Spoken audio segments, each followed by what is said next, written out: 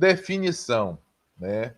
Então, a gente tem aqui uma definição resumida, mas que consegue atender ao pleito de informar aos senhores a perspectiva da narrativa que se faz da doação de órgãos. É a completa e irreversível parada de todas as funções do cérebro. Olha só, é a completa e irreversível parada de todas as funções do cérebro. Ponto final quando você coloca isso. E por que isso, professor? A diferença é, se o indivíduo teve morte por infarto, é diferente de ter morte cefálica. Porque a morte por infarto é a parada do coração. Quando o coração para, aí segue-se imediatamente a coagulação sanguínea, né? O coágulo, ele é o impeditivo de uma transferência de substâncias que vão irrigar os órgãos, e aí você acaba perdendo, nesse interim, uma série de órgãos importantes para que se faça a doação. Já a parada do cérebro, o cérebro para, mas os órgãos continuam em funcionamento. E isso é um elemento facilitador para a comunicação desses órgãos com as outras estruturas. Então, isso significa que, como resultado de severa agressão ou ferimento grave no cérebro, o sangue que vem do corpo e o supre, o cérebro é bloqueado e o cérebro morre. Então, vamos entender exatamente o que é que está acontecendo. Houve uma morte encefálica, mas mesmo assim os órgãos possam ser retirados porque o coração não parou de bater. Então, existem vários que são os quesitos que possam comprovar a morte encefálica e a gente vai dissertar sobre ele durante aqui a nossa aula. Continuando. Aqui vocês estão vendo um exame de arteriografia. A arteriografia, ela pode ser utilizada a administração no Potocate. O que é um Potocate, professor? Normalmente, esses pacientes que estão entubados na UTI, a perda da pulsão venosa no braço, ela já dificulta a injeção de contraste, porque as veias e artérias começam a ficar fragilizadas durante muito tempo de internação, sendo manipuladas e sendo administradas medicações. Uma vez o paciente utilizando o Potocate ou uma veia que já está sendo mantida para utilização de soro, administra-se o contraste. O contraste irão passar pelas artérias carótidas. A partir do momento que ele passa pelas artérias carótidas, eles vão encontrar a artéria basilar. Da basilar, elas vão para a cerebral média. Da cerebral média, ela vai encontrar aqui o polígono de Williams. E aí comprova vida por irrigação de toda a atividade cerebelar. Então, você vai ter a comunicante vai irrigando, e você mantém aqui as artérias importantes que contribuem para a comprovação de atividade cerebelar. Já com a morte encefálica, você tem aqui a irrigação das carótidas. A carótida chega até talvez no início da artéria basilar, mas ela não segue. Ela não seguindo, você já tem como saber que o indivíduo teve morte encefálica. Então, a gente tem aqui um caso clínico só para que a gente possa dar ênfase a esse entendimento. E a preservação do nome do paciente, ele tem que ser sempre utilizada por uma questão de ética, né? Então, qualquer apresentação que você tenha um caso clínico, você tem que preservar a identidade do paciente. Então, JPG, 37 anos, casado, 3 filhos, motorista, sadio previamente, sofreu queda de cima de sua casa quando trocava telhas a pedido de sua esposa. Estava bebendo cerveja com um amigo e a esposa. Na queda, sofreu um TCE, né, que é o trauma crânioencefálico, fechado, hospital direito, e ficou desacordado por mais de 2 horas.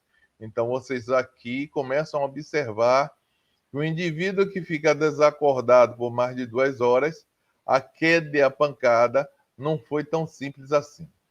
Após quase 12 horas de observação no pronto-socorro do HGE, com raio-x e TC normais e ECG de 15, foi liberado com orientações e receita médica por um neurocirurgião. Queixava-se de cefaleia de média intensidade, sem outros sintomas. Em casa, 3 dias após a queda, suas dores de cabeça aumentaram. Dia este que tentou voltar ao trabalho. Olha só, isso tudo é para que vocês percebam que qualquer queda ela tem que ser observada, principalmente porque quando você bate o crânio, o cérebro ele fica chacoalhando dentro, né, das meninges, e isso não é bom. No dia seguinte, sua cefaleia seguiu-se de desorientação e o mesmo o mesmo vômito. Então, por aí a gente já começa a ver, mesmo sendo observado, houve aí uma dificuldade de perceber a gravidade por conta do tempo. De volta ao hospital, internado, fez nova TC que mostrou HS e atividade de FISH 1 e leve, trauma crânio, com edema cerebral leve, com apagamento difuso dos sulcos e giros do cíngulo, que é essa parte do lobo temporal. Demais exames normais, o paciente não melhorou e no quarto DH, né, 7º e 8º dia, pós-trauma crânioencefálico. Olha o que aconteceu. Foi encaminhada para a UTI com ECG 9, sendo entubado e colocado no respirador, tá vendo? Em ventilação, ventilação. Fez nova TC, da qual voltou com ECG 6. Então, você observa, o cara estava com ECG 15, já baixou para 6, passou por 9. Na época foi encaminhado, olha só, em uma ambulância, com a técnica de enfermagem que o ambusava, né, periodicamente. Morte encefálica em menos de 24 horas, óbito como diagnóstico de trauma crânioencefálico, com diagnóstico de TC que comprovou o trauma. Então, vamos lá. Temos uma lei a ser seguida. Essa lei, ela acaba não sendo padronizada. Por que eu digo aos senhores que ela acaba não sendo padronizada? Porque ela tem que seguir os ritos, né? Os ritos internacionais e, às vezes, o nacional. E cada um vai seguir sua lei baseado na disponibilidade dos equipamentos e na legislação que completa. Nós temos uma característica daqui de utilização do SUS. Tem até um filme bom que vocês podem assistir. Agora eu não estou lembrando o nome, mas até o final da aula, se eu lembrar, que fala sobre transplante. É muito bom com o ator Denzel Washington. A lei número 9.000 434, de 4 de fevereiro de 1997, que dispõe sobre a retirada de órgãos, tecidos e parte do corpo humano para fim de transplante e tratamento. Determina, em seu artigo 3º, que compete ao Conselho Federal de Medicina definir os critérios para o diagnóstico de morte encefálica, contanto que esses critérios não sejam falhos e que não tenha pessoas envolvidas no interesse desses órgãos. O nome do filme é Um Ato de Coragem, gente. Podem registrar aí para assistirem. Fala exatamente dos exames que são utilizados para comprovação. Um Ato de Coragem, com o ator Denzel Washington. Então, aqui vamos aos critérios da Universidade de Harvard. Coma a responsível, temperatura menor que 32 graus centígrados, ausência de drogas depressoras, uma coisa extremamente importante. Uma vez que esse paciente esteja sido mantido durante um certo tempo com drogas, às vezes os critérios de transplante ele fica prejudicado porque aqueles órgãos ele ficou durante um certo tempo recebendo drogas e que levou aquele próprio órgão, só aquele, a ter falência e, consequentemente, vai ser um impeditivo de ser feita a doação. A apneia fora da ventilação mecânica por 3 minutos, são critérios. Então, você para de fazer a ventilação mecânica e, consequentemente, o paciente consegue respirar por conta própria. Um caso mais recente e mundialmente conhecido é do Schumacher, né? E que chegou a levar uma vida vegetativa após sofrer um acidente durante um momento de lazer, né? Descendo de esqui, e isso o levou a um trauma. Esse trauma levou a um internamento em UTI, comprovadamente vida vegetativa, até que a família determine a total desligamento dos órgãos. A reflexia incluída, ausência de descerebração ou descerebração. Isso está muito ligado a espasmos, atividade neuroendócrina do paciente, pupilas fixas e dilatadas. Normalmente, quando você coloca algum tipo de luz abrindo a córnea, as pupilas, né? Retraindo as pálpebras do paciente, colocando um feixe de luz, você vai ver a dilatação e contração das pupilas. Quando isso não acontece, é uma demonstração também de ausência de atividade sensitiva. Ausência de vocalização, responder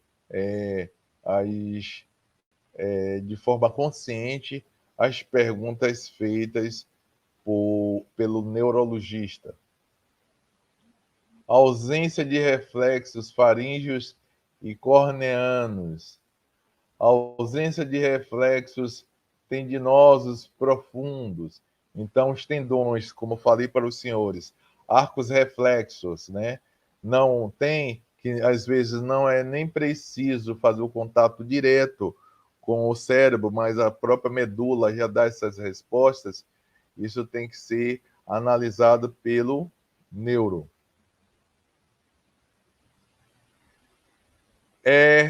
O ECG, né? Isoelétrico, todos deveriam estar presentes por 24 horas. Então, isso é uma coisa que foi estabelecida pelos critérios de Harvard. Agora, os critérios do Royal College, né? Ausência de reflexos troncos pupilares, corneanos, óculo vestibular, tosse, apneia com retirada da ventilação mecânica, porque sem a ventilação mecânica esse paciente não consegue se manter.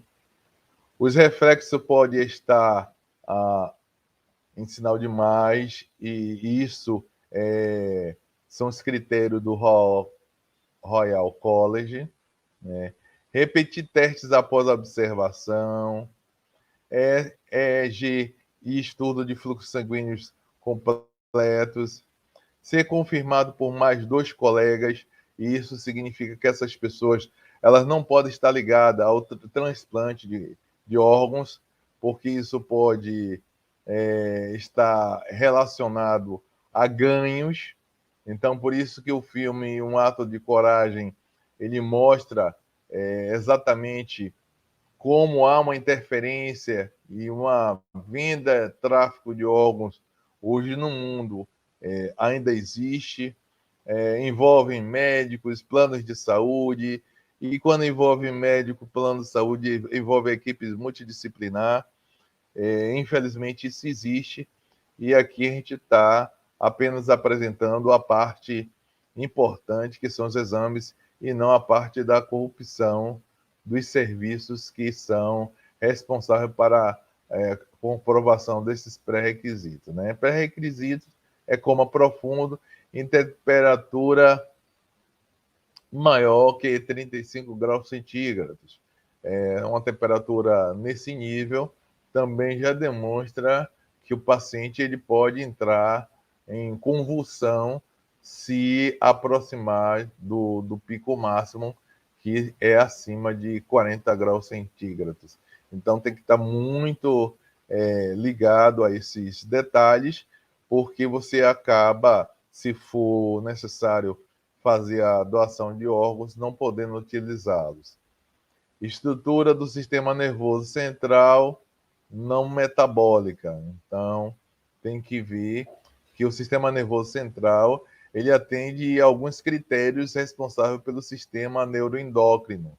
Então, frio, né, calor, algumas respostas neuroendócrinas, elas acabam trabalhando em conjunto com o sistema nervoso central, e isso vai favorecer as respostas por esses critérios.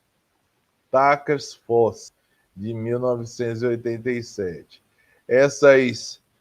Essas datas, o ano que são colocados aqui, gente, são anos que foram defendidos os critérios, e poucas alterações existiram, porque eles conseguem atender ao pleito de que esse paciente teve morte cerebral, e desta forma acaba condicionando o indivíduo a fazer a doação de órgão, uma vez que ele já tenha deixado por escrito no seu cartão de identificação, que é um cartão de identidade, passaporte, ou algum documento legítimo que seja apresentado como registro individual, ou o familiar possa opinar sobre esta possível doação, isso quando o paciente é um paciente vulnerável. A ausência de atividade tronco-cerebral, pupilas médio fixas imediátricas sem reflexo, ausência de movimentos oculares espontâneos, ausência de movimentos oculares induzidos, óculo cefálico, óculo vestibular, tudo isso quem faz é o neuro. Então a equipe tem que ter um neuro, né, cirurgião, ou um neurologista com essa especialidade de fechar laudo, para que isso possa ser realmente fechado para administração de substâncias de manutenção daquele coma, para que possa ser feita com muito critério e responsabilidade a retirada dos órgãos sem perdas para ser feita a doação. A ausência dos movimentos de músculos, búlbares, incluídos faciais, orofaríngeos. Então, movimentos respiratórios ausentes fora da ventilação mecânicas. Teste da apneia, não deve haver hipotermia e hipotensão. Tônus flácidos com ausência de movimentos espontâneos ou induzidos, incluindo reflexos medulares. Então, olha a importância do médico neurologista preencher a documentação, porque um paciente que está com suspeita de morte encefálica e, de repente, sai de um coma, respondendo a todos aos quesitos dos órgãos dos sentidos, o médico, o hospital, a instituição, pode ser processado. Então, este exame deve ser mantido consistente com todo o período de teste, né? Então, ele será medido com todo o período de teste.